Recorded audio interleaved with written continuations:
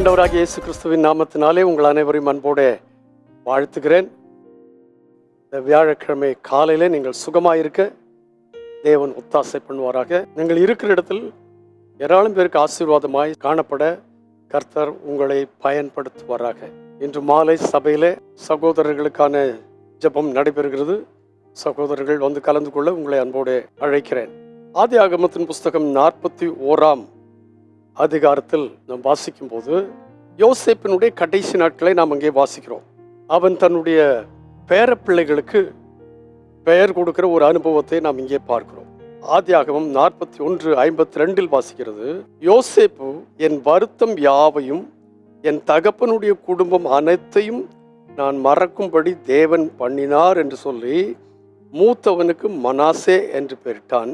நான் சிறுமைப்பட்டிருந்த தேசத்தில் தேவன் என்னை பலுக பண்ணினார் என்று சொல்லி இளையவனுக்கு எப்ராயிம் என்று பெயரிட்டான்.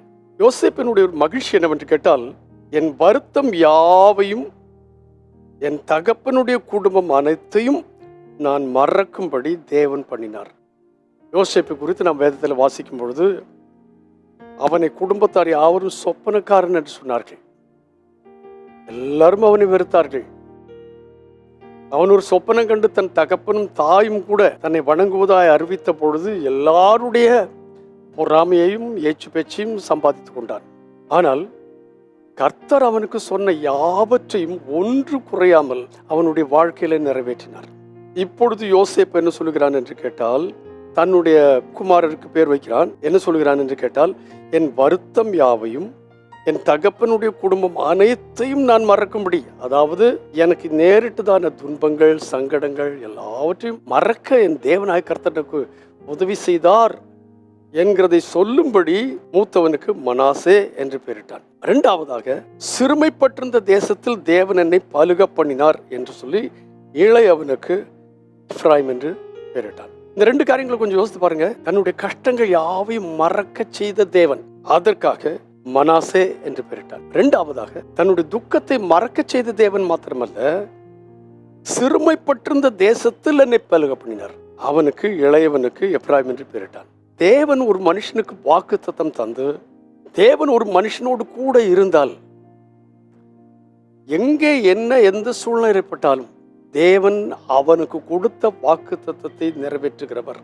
அதை செய்வதனாலே தேவன் என்ன செய்கிறார் என்று கேட்டால், நம்முடைய காயங்கள் அடிகள் எல்லாவற்றையும் மறக்க பண்ணுகிறார். மறக்க பண்ணுகிறது மாத்திரமல்ல, எங்கே சிறுமைப்பட்டிருந்தோமோ சிறுமைப்பட்டிருந்த இடத்துல நம்மை பலுகி பெருக பண்ணுகிறார். இந்த காலை வேளையில மறந்துடாதீங்க, கர்த்தர் உங்களோடு இருந்தால், வேற யார் உங்களோடு இருந்தாலும் இல்லாட்டாலும் பரவாயில்ல, கர்த்தருக்கு நீங்கள் பயப்படுகிறவர்களா இருந்தால், கர்த்தர் என்னை காண்கிறவர், இதை நான் அறிந்திருக்கிறேன் என்ற நிச்சயமுடையவளா நீங்கள் இருந்தால், உங்கள் துன்பங்கள் யாவையும் மறக்க பண்ணுவார். சிறுமைப்பட்ட தேசத்தில் உங்களை பெருக பண்ணுவார். இது இந்த நாளிலே நம் கர்த்தர் நமக்கு செய்வாராக. பரிசுத்த பிதாவே, தந்த நல்வார்த்தைகளுக்காக உமக்கு நன்றி. இதை நாங்கள் அனுபவித்து ஆண்டவராகிய கர்த்தருடைய நாமத்தை மகிமைப்படுத்த ஒத்தாசைப்படும். எல்லாருக்கும் ஆசீர்வாதமா இருக்க சகாயம் பண்ணு. இயேசுவின் நாமத்தில் பிதாவே, ஆமென், ஆமென்.